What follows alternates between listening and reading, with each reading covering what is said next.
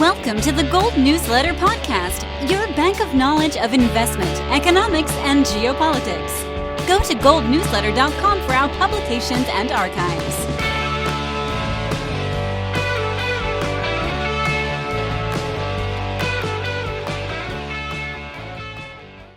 This is the Gold Newsletter Podcast. Fergus Hodgson, your host, joined by my longtime colleague, Brian London in New Orleans. If you have not already, make sure to subscribe, hit that YouTube subscribe button, or if you're on BitChute or SoundCloud, do the same. We are joined by a man of tremendous experience, David Garofalo, 30 years in the field, a great deal of experience with mergers and acquisitions and with operations in mining.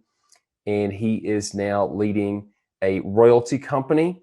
He's based in Vancouver, and it is Gold Royalty Corp. And he was just explaining to us that it is still under $1 billion market cap, but with great resources to grow either into further streams or to acquiring other companies. And we're going to explore what royalties are, or the streaming companies are. And he's the man to do it. David, welcome to the show. Well, thanks for having me on today. Really appreciate it. Why have you made this transition in your career with all this operational experience? Why do you see royalties as the area where you can add the most value? Well, there's been quite a dramatic development in the gold mining industry over the last 6 or 7 years. The industry has never been in better financial shape. They've harvested tremendous returns from their existing asset base, generated substantial free cash flow. For the first time in my 30-year career, we have net zero debt in the gold industry. Never seen that before. So they've done a great job of deleveraging and getting through that hangover they had from 10 years ago post the credit crisis, when they built a lot of mines and strapped on a lot of debt. But what they've sacrificed in doing that is exploration and development. They have not been replacing what they've been depleting. And as a result, mine reserves across the industry are down 40% over the last 7 years from peak reserves 7 years ago. And so there's going to have to be a reinvestment back into exploration and development. And royalty companies are an extremely important part of the ecosystem to finance that development and exploration, that catch-up trade that has to occur in the industry to reverse the downward trajectory in reserves and production. Is that because people have not been willing to do the exploration, or just because it's getting harder to find? I think a combination of both. Coming out of the credit crisis a dozen years ago, gold ran to $1,900 an ounce. Copper was running very high as well, close to $4 a pound as a result of the Chinese super cycle. So there's massive deployment of capital into mine development, both on the base and precious side. And we saw massive cost inflation. So investors said, you've undermined our leverage proposition, so just harvest what you've built now.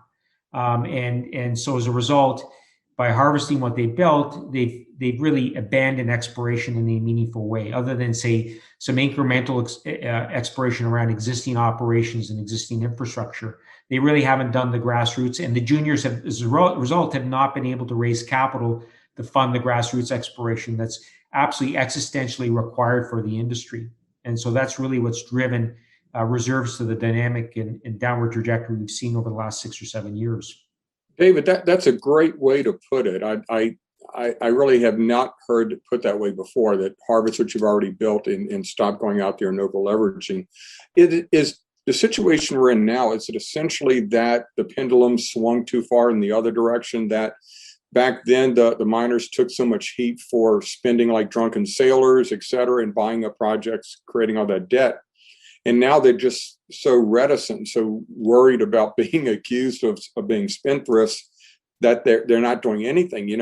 The metals have moved tremendously over the last year and really over the last couple of years. Now base metals as well as precious metals. And we really haven't seen the kind of M&A activity that we would have seen back in, say, the early 2000s in a similar situation, and that we did see back then. Is the dam going to break loose, do you think, at some point? And the majors are going to say, because they've got a lot of cash in their pockets right now, or will it take just one big deal and perhaps some competitive bidding to break that dam? Absolutely. I do think the dam is going to break. And you know what? If you're not finding the ounces in the ground, you're going to have to buy them.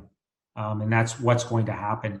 There are a number of mid-tier companies, emerging producers who simply cannot replace what they're depleting through the drill bit, at least not in the short term. They will over time, but exploration requires a lot of effort. The failure rate is extremely high, but they have to deal with declining reserves and production today. And so M&A will happen. It's been somewhat curtailed through the pandemic because of the lack of ability to do physical due diligence on mine sites. But that is starting to loosen. And I do think there's going to be a lot of M&A to replace depleting reserves, but also to attract the generalist incremental investor, because the generalists who come in, who invest in a wide array of industries, are looking for liquidity when they come in. They want scale. And if they're going to allocate meaningful capital to this as an asset class, gold as an asset class, they're going to be looking for the most liquid names to buy, at least initially. So they'll buy the Newmonts and the Barricks to start, but then they're going to be looking for more leverage to the gold price, and they'll want to look down at here, but they don't want to go into a Roach Motel.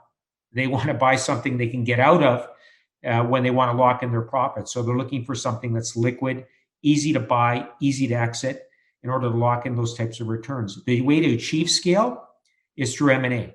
And so there's a wide array of mid-tier companies. Emerging producers are simply too small. Their market caps are too small. They're too illiquid. They're going to achieve scale to achieve a re-rate that'll come when the general's wall of capital start coming into the sector in a meaningful way. And the generalist money is attracted to royalty companies because they tend to trade at higher valuations, higher PEs, than the individual miners, because they are typically automatically diversified. They don't have their operational risk because they don't really have to operate a mine. They just have to deposit the checks that they receive, and therefore their overhead and all the other associated G&A expenses are so much lower. So they will be coming to the royalty companies, and that, I guess, is one of the key advantages if investors can find these royalty companies that are separated from the pack in some way. What should an investor look for, new to the sector, say, or a generalist, if they're looking for a royalty company? What attributes should they look for? Well, I think what they want is a significant mineral endowment, an underlying resource to that royalty that'll support valuation in the long run. So it's not something with short lives, with lack of optionality. So you want something that has a lot of organic growth already embedded in it. You want a royalty company that has strong operating partners running the mines, that invest back in exploration. Because when you're buying a royalty company, you're not just buying leverage to the gold price, you also want leverage to exploration success. That's the kind of optionality that's embedded in a royalty company that's well run. And so you want to make sure that that mineral endowment has organic growth embedded in it. And that's certainly what we have at Gold Royalty. Underlying our royalty base of 18 royalties that we currently have is about a 26 million ounce resource base, or 31 million ounces on a gold equivalent basis when you consider a substantial amount of copper byproduct in some of our properties. That's big, and certainly big in the sub $1 billion market cap category for royalty companies. And also, all of those projects are still very much in the development stage and have a lot of exploration upside. And Gold Mining, our parent company that owns most of those assets, is currently pivoting towards incubating these assets. For the last 10 years, Amir Adnani, who founded Gold Mining, was inventorying these assets. He bought them 10 cents on the dollar at the bottom of the cycle. And now he's actually staffed out with a project development team with significant expertise that will start to deploy capital into the ground to grow the reserves and resources and de-risk these projects and lay out the economic potential to the market in a rising gold price environment. You know, I remember talking to Amir a couple of years ago about Gold Mining Inc., which has been a long-standing recommendation in Gold Newsletter. In fact, we were probably the first newsletter to recommend the company. And we were kind of bemoaning the fact at that point that, the market valuation really did not reflect the underlying valuation of the company. Of course, the whole idea behind the company was gold optionality, which has been proven in the silver sector before. And this was Gold Mining Inc. was the first optionality play, I guess, in the gold sector, and at least the first one to be successful at it.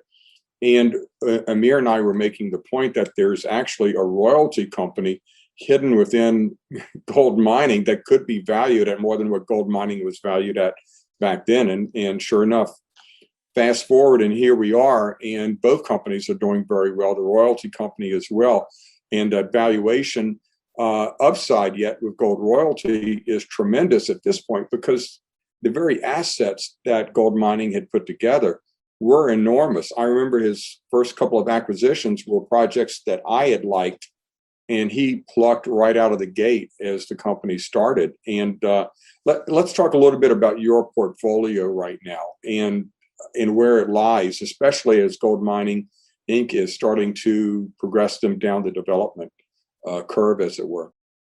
Well, an absolute prerequisite for me to come in and run the royalty company, and Amir and I have been talking about this for over a year and a half before we actually brought this to the market in the IPO in March, was to bring in a strong project development team at the gold mining level, because it's one thing to inventory these assets, but the market wants to see you advance them, at least incrementally, and bring them forward and de-risk them and grow them geologically. And so we were able to recruit Alistair Still, who worked for me at Goldcorp, to be the new CEO of Gold Mining. And what Alistair brings is strong project development expertise. He was a senior mine operator in our Canadian business, and then he built the Cerro Negro mine in Argentina for us. And then he became part of my corporate development team in Vancouver, most recently. He's a geologist by training, but an accomplished operator and mine developer. So he brings that kind of skill set to the table. He knows how to build mines, he knows how to de-risk them, and he knows how to advance them and ultimately to finance them and bring them into development and attract that outside capital and interest that these projects need in order to achieve a re-rate. Right now, gold mining's portfolio is trading at about $5 per ounce in the ground. That's severely discounted, because I would put forward, because there hasn't been any work done on them over the last 10 years. Amir did a great job of inventorying these assets, bringing them in very, very cheaply, as I said, at 10 cents on the dollar. Now we have to graduate to actually developing these projects and attracting outside interest, both from the capital markets and from established producers who clearly are quite starved of these development stage opportunities. And we have a dozen of them within gold mining. And as gold mining achieves a re-rate, by advancing these projects, de-risking them, and getting them far better value than just $5 an ounce, we at Gold Royalty will achieve a re-rate in our royalty portfolio by extension, because we have royalties in each and every one of these 12 development stage assets. The Gold Newsletter is proudly sponsored by Inventa Capital Corporation, a venture capital advisory firm dedicated to the acquisition and development of assets in the natural resource sector. Today, Inventa is one of the premier mining groups with a first-rate portfolio of companies and a world-class team. Hi, this is Brian London, and I'm here with this week's CEO interview, in which we interview the CEO of one of the companies within the Inventa Capital Corp umbrella. The Inventa Capital Corp, of course, being the sponsor of the Gold Newsletter podcast. This week, we have the pleasure of welcoming back Cameron Tymstra, the CEO of Tarachi Gold Corp. And Tarachi, I have the great pleasure of noting, is a recent recommendation in Gold Newsletter. And Cameron, the timing could not have been better. We recommended it in Gold Newsletter, and not long afterwards, you released some spectacular drill results. Just to put everything in context, Tarachi is, as I put it in Gold Newsletter, it's kind of an exploration story buried within a development story, or vice versa. Your company has a wonderful development project, one that will spin off, or scheduled or plan to spin off, tremendous cash flows in the relatively near future. Yet you have some extraordinary, as we've just seen, exploration assets as well. So why don't we touch on the exploration end initially and bring us up to speed on the great results you've just gotten? Of course. Thank you, Brian. I think we last spoke at the end of April. Yeah. So since then, during the first week of May, we got back some drill results from the final 3 underground drill holes that we did in what we call the Ladura mine. And this is located on our Jabali concession in Sonora, Mexico, about 5 or 6 kilometers west of Alamos Gold's Mulatos mine. The big number there being from our drill hole number 9, where we hit 6.91 grams per ton over just over 63 meters in length. Of course, this doesn't represent a true thickness. We do believe the true thickness there is probably somewhere between 10 and 20 meters. But also in one of our other drill holes, we came back with about 1.8 grams per ton over 42 meters. So some pretty significant intercepts here. In fact, I think that hole number 9 might have even been one of the best gold exploration drill holes to come out of Mexico so far this year in terms of its grade multiplied by its length. So I think it's certainly brought a lot of interest to Tarachi Gold and some more eyeballs to the story, which is great. And we're looking forward to continue working down on Habali. And we're also going to be mobilizing a drill rig in the next week or so to our San Javier concession, also in Sonora. Can you talk to us a bit about the significance of that hole and Habali and the historic mine there? Are we looking at something on trend, or maybe, where it wasn't mined before? Is this a new interpretation or something that the old mine didn't really know existed? Well, the old mining works there weren't really professional mining operations, more sort of artisanal. What the miners did there is basically excavate a huge underground cavern that's probably at least 65 meters sort of in length. We did some channel sampling there sort of mid-year last year, and the results of that is what prompted us to come in with an underground drill rig. So what we've been testing is the sort of down dip extension of the mineralization, which we believe dips at about 30 degrees to the east, and also sort of the down plunge extension, sort of a long strike to the south as well. And so that's what we've been exploring from the underground workings with this drill rig, and what we plan to continue exploring now from the surface using an RC rig. So the whole kind of confirmed your theories of the direction of the mineralization, and you feel like you've got a good understanding of it structurally and where to hit it along trend? Yeah, we think we have a pretty good understanding of the orientation of the body now. It was a little difficult to ascertain just from drilling within the underground workings, because the only safe location that we could set up a drill station there is sort of within this mineralized body already that we're drilling. So we weren't really able to get drill holes that cut across the top and bottom of it. We were sort of more drilling sort of within this mineralized body and sort of gauging from where the drill holes exited it. But we believe that the 3 drill holes that we completed up there with the RC rig recently, we do expect to have assays from those back in the next 1 or 2 weeks. Those would have penetrated through the top and bottom, so we should have a much better understanding of the true thickness, as well as confirming our assumptions on the orientation. Wow! So news coming up very quickly then on the potential extension of those high-grade results. Yeah, we should see those in the next 1 or 2 weeks. We did put out a press release about a week or 2 ago, just with regards to one of those holes where we did observe some visible gold in the chippings that came up from that RC hole. The significance of this is that it's actually the first time we've seen any visible gold in any of our drilling. Even in the subintervals from our underground drill rig, where we had over an ounce per ton, we didn't observe any visible gold in the core there. So it was nice to see a bit of that in some of the drill cuttings from the RC rig. Yeah, that's about the best and most exciting kind of visual interpretation you can get. So I haven't seen the share price react. Obviously, it did react a good bit to those drill results, and our readers in Gold Newsletter are certainly very happy to see that. But if you look at the market cap of the company, it's still just over 20 million, I believe, 23 million Canadian right now. And if you look at where the company has been in the past or last year around this time, it's still just a small fraction of where your market value has been before you have made all of this news and even gotten down the road on the development end of your story. So let's talk about that a bit. You have a mill and you have the capacity to mine a tailings resource, and now you're getting around to really identifying and quantifying that tailings resource to, I guess, a compliant extent. Can you talk to us a bit about that? Yeah, so the project you're referring to, of course, is our Magistral Mill and Tailings project. That's located in the north end of Durango. What we just completed there about a week ago was a drilling program across that tailings basin. We completed a total of 37 holes using an auger rig. All the samples from that drilling are on their way up to Canada, where they're going to be tested at a lab in Kamloops. They should be arriving probably by the end of this week or early next week. And that's really to kick off the process of the preliminary economic assessment that we're doing with Ausenco Engineering.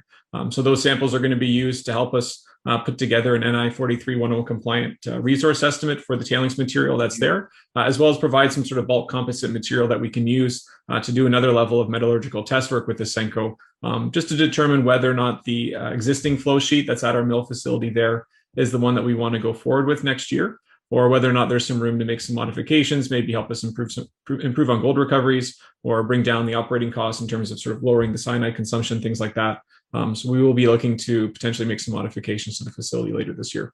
To put that into context for our audience, what you're trying to do there is really check all the boxes from a regulatory standpoint and take that resource and make it something you can really talk about to the markets and really quantify it. But you would not have entered into all of these agreements and acquired the project if you weren't very confident that this is a significant resource, and one that, from my standpoint, looks to provide very, very significant cash flow for the company once you're getting into production.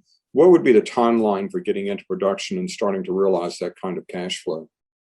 Well, we expect to have the results of that PEA by midsummer this year. And that's going to help us give us a more defined pathway to production in terms of timelines and as well as for capital costs. And those will largely be dependent on what modifications, if any, are recommended that we make to the mill facility. But right now, we're looking at trying to bring the facility online sometime in the first half of next year. Once we get up to full capacity of about 1,000 tons per day, given that the gold grade is just over 2 grams per ton and some historical metallurgical test work show gold recoveries of around 70%, we do expect to be producing close to 15,000 ounces a year once we're at full capacity there. 15,000 ounces a year at current metals prices and average, I guess, industry average, all-in sustaining costs, you're looking at probably 15 million or more in cash flow, I would think, a year. Relative to your current market cap, that's a very majority of your current market cap. To sum things up for our audience, again, what we have is a company that's going to be producing very, very significant, a majority of the current market cap in free cash flow next year, at least on a run rate basis. That's the reason I recommended Tarachi to our readers. And then you have these exploration assets, extraordinary high-grade drill results already out, more drill results out in the very near term from which you've already seen visible gold. I can't think of a more exciting drill hole speculation at this point in the market, but all of it again backed up by cash flows coming online next year. Cameron, it's a wonderful story. I'm glad I got our readers into it. It is not too late for investors to participate. It's still at a very small fraction of where you were last year at this time. So time's a wasting, window is closing. Cameron, thanks again for bringing us back up to speed on Tarachi Gold. Thanks, Brian.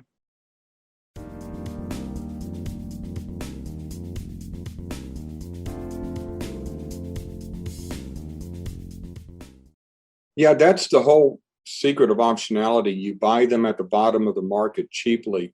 And then as the gold price rises, it brings these projects, which may not have been economic when you acquired them, and all of a sudden makes them not only economic, but in the case of a lot of these projects, I know because they were bought so cheaply and bought when gold prices were so much lower.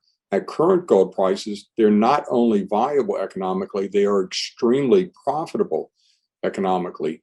So I guess one of the goals right now is to show that to the market, those kinds of economics.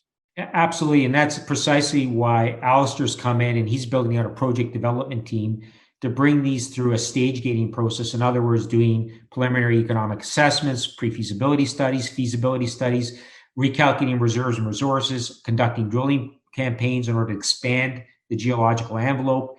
These are all the kind of the fundamentals of blocking and tackling, if you will, that's required to demonstrate the vast economic potential of these deposits.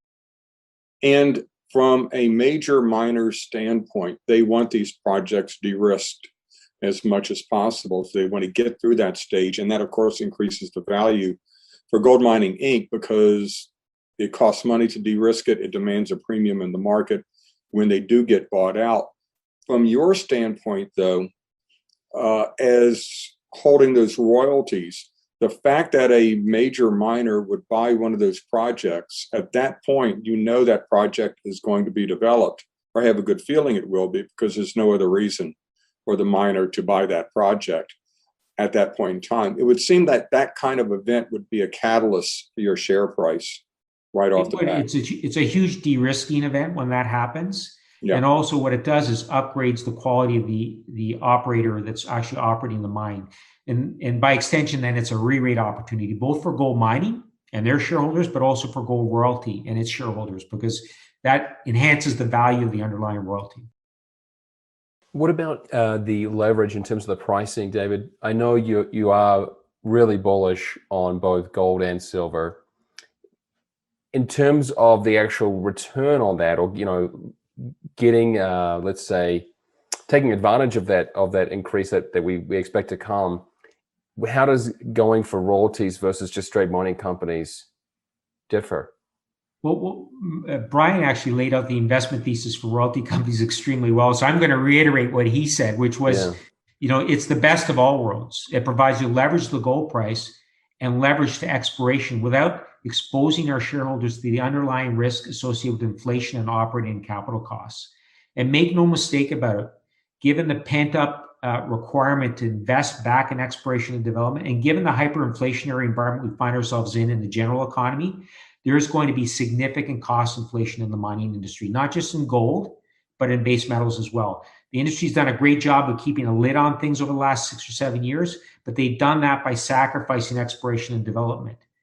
And given how dramatically reserves have declined, it's become an existential issue for the industry. We're down to 10 years of average reserve life in the industry from 20 years, 7 years ago. Yeah, 10 years is nothing. Do you just clarify the structuring then of how these deals work? Because you're suggesting that the royalties come only from the revenues, and you say that the inflation of costs does not figure into that. Not at all. I mean, our exposure is entirely to the top line. We take a fixed percentage of the revenue, typically 1% to 2% of the revenue. So as the gold price goes up, we fully enjoy that. It goes right to our bottom line. As Brian pointed out, we have a very small G&A footprint, so it really isn't consumed by operating costs. We can run this organization with half a dozen people, whether it's the size it is today or 10 times the size it is today. It doesn't require a lot of extra G&A to run our business. It's eminently scalable. And so we have just top line exposure. So it almost really doesn't matter what the margin of the mine is. So if the margins are squeezed by operating and capital cost inflation, we're just not exposed to that.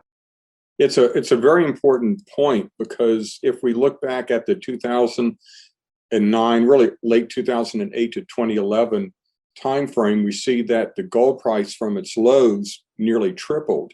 Yet that was one of the rare times in history that the gold miners actually underperformed the metal, because alongside that we had tremendous rises in energy prices, oil prices. Oil went up to $140 a barrel, and it takes a lot of diesel to run those big yellow trucks. So their operating expenses really expanded tremendously. And yes, typically in a gold bull market, the miners leverage the gains in the metals. But in that case, they actually underperformed. It was really a rare occurrence. And again, it's those margins will contract at some point. Right now, they're exorbitantly large, historically large margins right now for the miners. That really has to change, I think, as this market develops. Yeah, and certainly will, because we're at incentive levels for both gold and copper, for example. Copper's at all-time highs. Gold at $1,900 an ounce should incentivize development. There's no reason you can't make projects economic at that level. But I think gold price is going to go substantially higher, and I think there's going to be some development in anticipation of that.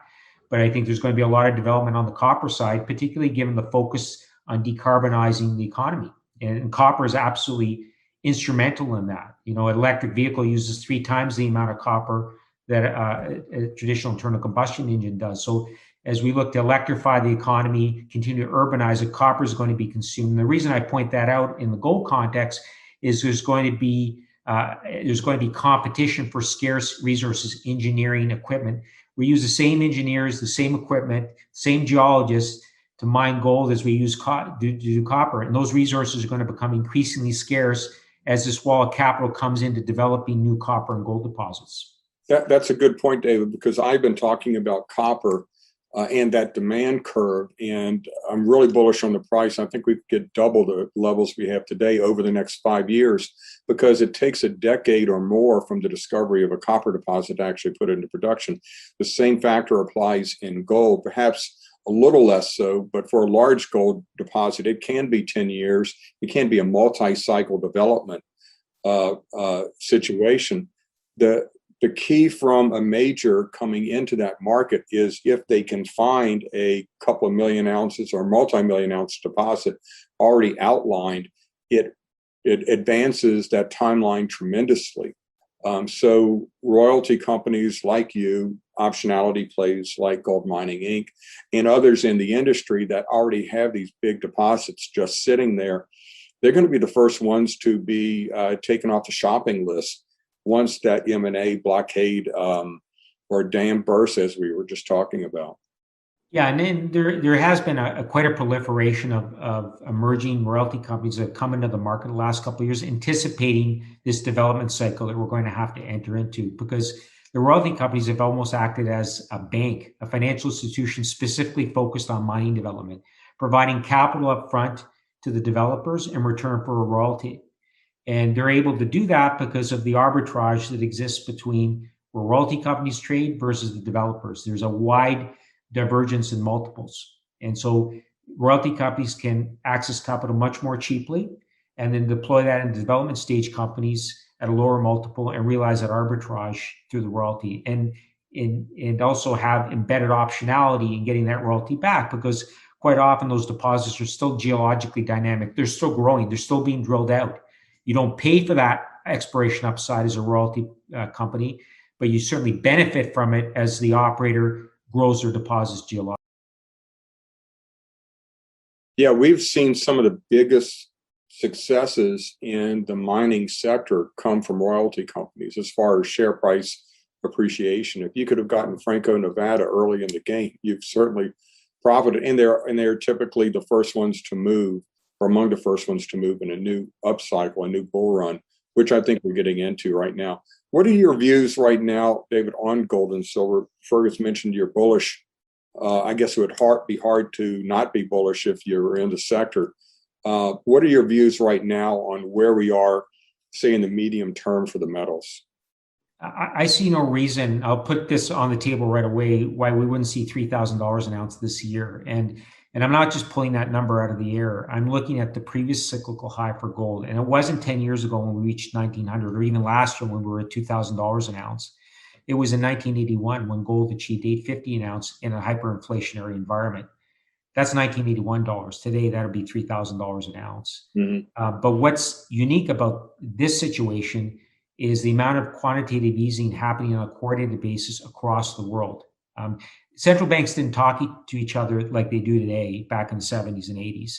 Since the credit crisis a dozen years ago, central banks have coordinated their efforts to competitively debase their currencies. In other words, they're printing, and they're doing so to preserve their export markets, and it's a race to the bottom. And in that environment where gold is quite finite in quantity, very, very finite, and we don't have the elasticity of supply to price, you're not seeing gold mining production going up in response to the price just because it's so difficult to do that. In fact, production is declining in the face of higher gold prices.